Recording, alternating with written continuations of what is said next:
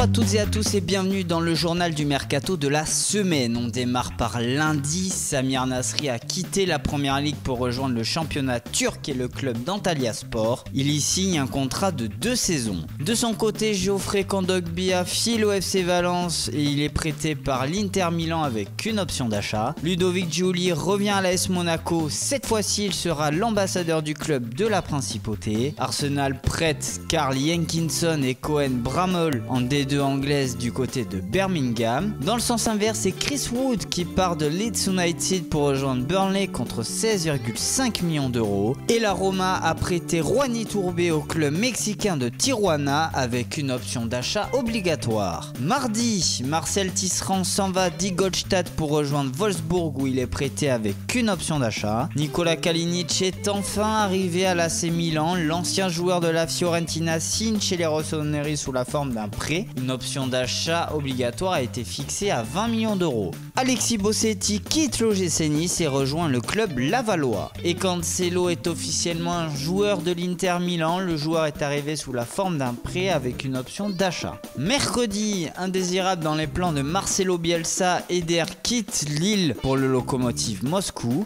Il est prêté une saison avec une option d'achat. À Metz, on renforce l'attaque avec la venue de Brian Fernandez qui est prêté par le club argentin du Racing Club. Quant à Junior Samba, il a été prêté à Montpellier par Nîmes pour une saison. En Ligue 2, Bossagli rejoint Nîmes sous la forme d'un prêt. Au RC Lens, on a officialisé l'arrivée de Filip Markovic qui arrive libre après des expériences en Belgique et au Portugal. Dylan Saint-Louis arrive au Paris FC. L'attaquant de 22 ans arrive de l'AS Saint-Etienne. En première ligue, Paolo Gazzaniga a rejoint Tottenham jusqu'en juin 2022. Il sera le remplaçant d'Hugo Lloris. Swansea a recruté Sam Clucas en provenance d'Hull City et Dimitar Berbatov rebondit en Inde où il a signé en faveur du Kerala Blasters pour une saison. Et Manchester City est rentré dans le capital de Girona. Le promu espagnol a confirmé que le City Football Group a acquis 44,3% d'actions. Jeudi, Zlatan Ibrahimovic est de nouveau un Red Devil. Le joueur a paraphé un contrat d'une saison.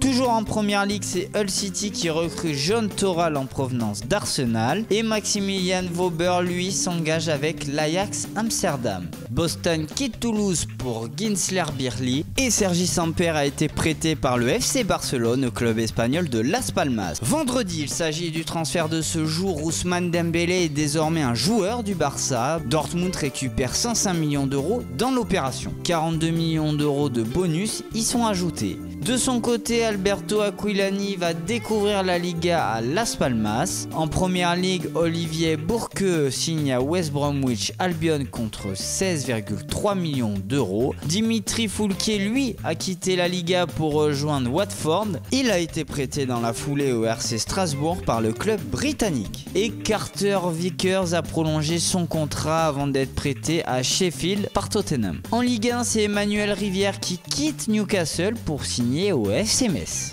Et ce week-end, Diego Roland a prolongé son contrat avec les Girondins de Bordeaux avant d'être prêté en Espagne du côté de Malaga. Dans le sens inverse, c'est Bakary Koné qui part de Malaga pour rejoindre Strasbourg sous la forme d'un prêt. Au FC Nantes, on a présenté à la Beaujoire l'international slovène René Kren.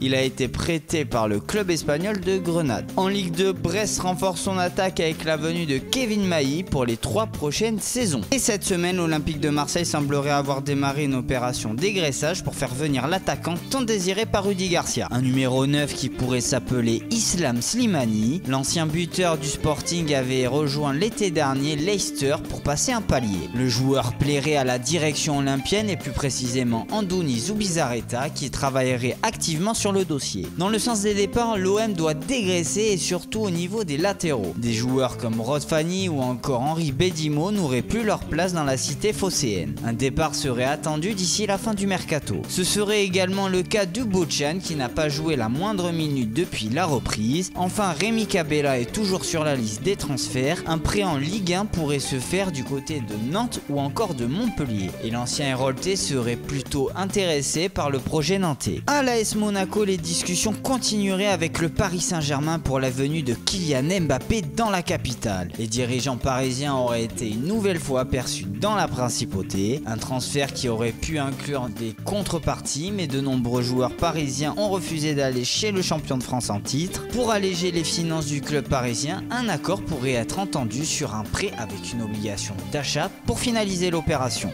Voilà, c'est tout pour cette semaine et on se retrouve très vite pour de nouvelles informations sur le mercato.